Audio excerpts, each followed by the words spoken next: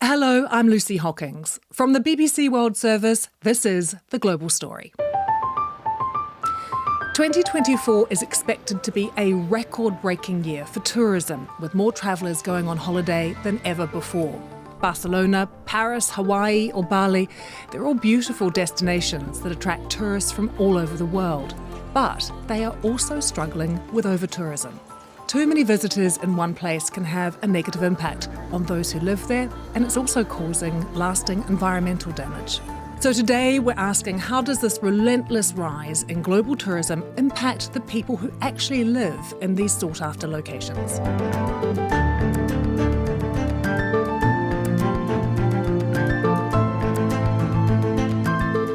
And with me today is seasoned BBC TV travelogue presenter Rajan Datar. You have been travelling now, I think, Rajan, for 20 years or more. Can I call you a lifelong roamer? You could try calling me a lifelong roamer. I think I prefer to say, because roamer implies that I'm just drifting, whereas I think I'm doing it for work. Well, I know I'm doing it for work. Hello and welcome to the Travel Show from Bruges in Belgium. This is Uzbekistan. Look at this. Simply stunning. So Raj, 2024 is going to be a huge year in tourism. The numbers are expected to be massive. What kind of numbers are we talking about, though? We are talking about $11.1 trillion contributed to the global economy by tourism, according to the tourism trade body, the World Travel and Tourism Council. We're talking about an industry that is the third largest in the world. In total, 330 million people are employed in tourism. And ultimately, we're talking about 1.5 billion tourists. It's maybe markets that people aren't expecting as well. I mean, India, China, they're travelling extensively as well, saving up for these holidays of a lifetime. So the big change was in the early part of this century when the Chinese started exploring the world. That has now been overtaken by the Indian outbound market, which is incredible. We're talking about a population of 1.5 billion people, so that if even 0.5% of them travel or have the money to travel, that is still a huge number of people coming into the market, adding to what is already a huge market. Was there a moment on a particular trip where you thought, I'm becoming really concerned about over-tourism?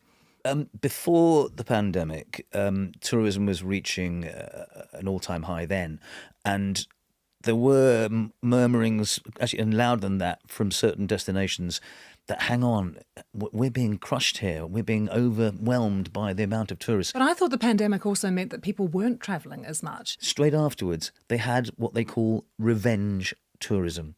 People, actually, quite a lot of people, certainly in the West, had saved up quite a lot of money during COVID, and they hadn't spent it on travel, they hadn't spent it on, and there was this real suppressed feeling of, I need to get out. Because for a lot of people, travel has become a virtual human right. What are some of the cities, the destinations that you would say are being a bit crushed at the moment by too many people? Barcelona is the one that I really had personal testimony of being there and seeing it change. And I went first before the Olympics. Since then, it's been relentless. Local people. And we did a story for the travel show that I work on. We did a story about locals complaining quite a long time ago, good 10, 12, 15 years ago.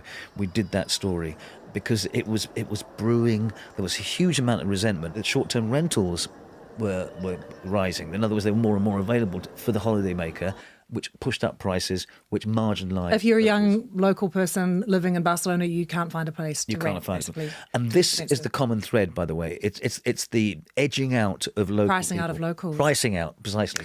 I mean, there's been these big protests in the Balearic Islands recently that has sort of dominated some of the headlines and really brought attention to this issue.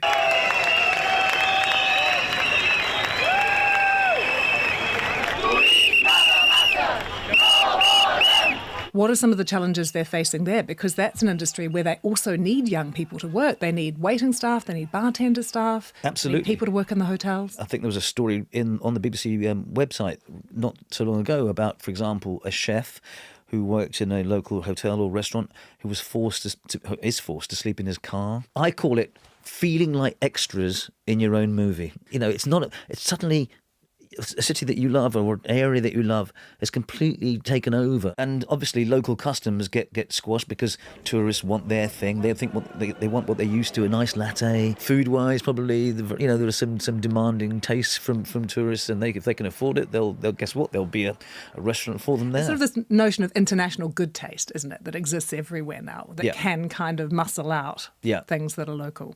What about Austria? You had, I know, an amazing trip to Hallsttat. It's a little town, 800 residents. It's got a beautiful lake. I mean, it's picture postcard perfect. It's just beautiful. 800 residents, and they have, during peak season, 10,000 guests a day. Only 20% of people who live there actually work in tourism there. And so therefore, they're not all directly benefiting. There's one particular scenic spot where you can get such a perfect selfie with the lake in the background that the locals, or the mayor in fact, tried to block it for a while. That policy, it's catching. That policy was taken up on Mount Fuji not so long ago, and where they did the same thing. They stopped people from taking pictures of Mount Fuji from just in front of a convenience store because it was. This is Fujikawa Guchiko. Very well said. Yes. Our correspondent Shaima Khalil actually went there. You've probably seen this on your Instagram or TikTok. This is the famous Mount Fuji Lawson, the social media money shot for millions of visitors. But it's not going to be around for long. Residents here in Fujikawa Guchiko are fed up with tourists behaving badly, all to get the perfect shot of the convenience store with the snow-capped volcano. As a desperate measure, the local authorities are building a barrier to block the view. You can get a picture of Mount Fuji from many places, but social media has become a big pull for this particular spot. Well, if I didn't have social media, I wouldn't come here. I wouldn't even know that it existed, this place. So that's obviously been a big problem in Japan as well, for people who live near Mount Fuji. But in Hallstatt, how much of the money made in Hallstatt goes back into the community? Not very much money in some of these places stays in those places. The local authorities will say, yes, we're reinvesting money that we get from parking, whatever, into local facilities and resources, but actually a lot of it isn't. That's called leakage, by the way, where a lot of the money that is made in these tourist centres actually doesn't stay within the economy. Can I ask you about the environmental damage that it's done to some of these places, like somewhere like Bali? Yeah. There's really big issues around water scarcity. In many destinations, water is a big issue. I mean, I've talked to somebody who's in Kenya, where quite often you'll get tourists in luxury hotels pretty well competing with locals for water when there is scarcity. Guess who wins? The luxury hotels. Local farmers in Kenya and in other places are very suspicious of tourism because it actually can get in the way of them doing their job. And sometimes, like in Kenya, where you have safari tourism, it actually means that some farmers were evicted from their own farms so the land could be used for roaming animals. It's fair to say that there are some places that are doing well. They have come up with some solutions and they're working. There are two sides to this. One is what the local municipality does. The other one is what we can do as individuals, okay? So let's just start with what places can do. So in Venice, for example, they have introduced this €5 admission fee. It's not much, €5. It's not much, €5. And I did talk to the deputy mayor who's in charge of tourism, and he said, well, the point isn't actually at this stage to charge people and make money out of it and dissuade them. It's more for them to realise when the peak days are and when to avoid it. They're collecting data by doing this because you have to actually go online and do this. And Raj, with that data that they're collecting in Venice, is the idea they'll then encourage people to come midweek? Exactly that. And that spreads the burden. Not just midweek, but in what they call the shoulder season. Exactly. So spring and autumn for us in the West. And that is another way of trying to shift the weight of tourism. There is an issue with that, which I feel that you're about to come to, which is school holidays. And that, obviously, unless that changes, unless most of the West certainly stops having school holidays in July and August at about the same time, then we're always going to get that crush around that time. What about the move to encourage people to go to similar destinations that are nearby? We went to Slovenia and we went to a place called Bohinj, and there it's quite near Lake Bled, which is near Ljubljana, which is there at the moment. It's actually building up. I mean, I went in April and there were quite heavy crowds there. So he's worried about, even if there's spillover from Lake Bled or even from other places, that they're going to get crushed as well. So yes, you can definitely spread the love. You can have dispersal, but it's not necessarily going to be the answer either. If the next place along also then suffers in the same way. And I guess, Raj, that climate change is also having an impact on where people are choosing to go. I mean, Southern Europe at the moment in the summer particularly is so hot. In Greece, in Greek islands as well, in Italy, in Rome, and in other destinations, you had people actually being evicted, not evicted, but being evacuated from the islands that they were staying in, for example, Rhodes, because of wildfires, because of actual danger to people. People were the heat levels are getting horrendously extreme, which means that people are now looking to do what's called coolcationing, which means they're going to cooler northern climes. Slovenia is one example, Northern Europe again, and that is becoming more attractive. So this is not going to go away. This is climate change, and so this is going to completely shift the map of where people will go in the future. Raj, what kind of travellers do these cities want? Is it the sort of luxury traveller, the high spending traveller, and they want the backpackers to stay away? How does that kind of formula work? Well, the mantra is high value, low volume. That's the big mantra in the tourism industry right now.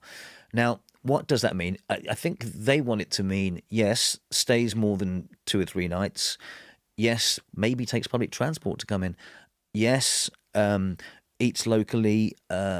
Yes, respects local culture. I mean, you're describing quite a few backpackers here. Yeah, well, here's the thing. Interestingly, I talked to a professor of tourism quite recently, and he said, you know what? He did a whole survey, I think it was in Cyprus. The budget traveller, the backpacker, actually in many ways make sure that there is less leakage, the term I used before, that most of the money stays within the country, in the local economy, because they will stay in cheaper places. They will take public transport. They will stay longer, and they will not use up the environment in such a way, or they will not destroy the environment in the way that sometimes a luxury traveller can do. Do quotas work? If you've got an attraction as opposed to an actual destination, then you can impose quotas much more easily. Yes, quotas can work, and they will be more and more common, I think. I think, going back to your thing about solutions, raising prices on things, on attractions can probably be one technique. I mean, there's something that makes me feel a bit bad about that, because it means that people, it's not accessible for it's not accessible for people, so it's outpriced. They're talking about €5,000 private tours of the Acropolis now. Now, great if you can afford it. But if you've come all the way from, I don't know, Japan, wherever, and you're not on a huge budget, and suddenly you realise you can't go there because of the crowds and you haven't got €5,000, I'm not sure if that's good. Are we reaching peak tourism? There's no reason why it shouldn't go up. The issue is more whether they start taking measures to limit the number of people travelling certainly to certain destinations. I think people anyway, with selfie culture, and we haven't really talked about that, but it's so important, selfie culture, that with that, people, especially young people, are looking to go to new places. I was in Venice recently, and the Rialto Bridge, you had to queue for quite some time. Do you think that the selfie culture, there can almost be an adverse reaction to it as well? People are like the Rialto Bridge. I've seen that too many times. I think that's definitely the case. I think that's particularly true of younger travellers. They will want something that's different to what their mates have done. You've seen one picture of Rialto Bridge and the view, and with you on it, and so what? That's it's like people aren't going to be massively impressed. It slightly reminds me of back in the day when I was a kid, and they used to have Super 8 movies where they would show, guess what? They went to Austria and they went to the Alps, and and people have to crowd down and watch it. But then travel was much, much rarer. Today, if everyone's travelling, you've got to get the unique shot. It's the bragging rights. It's the bragging rights, absolutely. I mean, I went to Uzbekistan recently. I think that will become a big tourist place soon, because it's uncharted territory. It's somewhere where people haven't been before. And this idea of dispersal that you've talked about, we might be looking at dispersal literally from Western Europe all the way across to the stands or to Central Europe and the Caucasus. I can see that happening. Definitely. Yep, Northern Europe, Eastern Europe, the stands. I mean, these places have got magnificent histories and culture and architecture. Yes, go there, and they would love you to be there. The problem is, here's the problem. Suppose you've come from a long way away. You've spent ages saving up this money for this trip of a lifetime. You're there for 2 weeks. You come to Europe. You've got a Schengen visa maybe. Of course you're going to go to the Eiffel Tower. Of course you want to see the Leaning Tower of Pisa. Of course you want to see Venice. And who are we to stop them? And who are we to stop them? That brings me, I think, to our final thought. You and I have both travelled a lot. It would be hypocritical of us to say at any point, you can't travel. It is the most enriching, wonderful, amazing experience. It's managing it going forward that seems to be the big challenge. I'd be a hypocrite if I said to younger people who haven't travelled much anywhere in the world, or to people in emerging economies who only now can afford to travel, look, don't travel because you're killing the world. You're ruining the earth.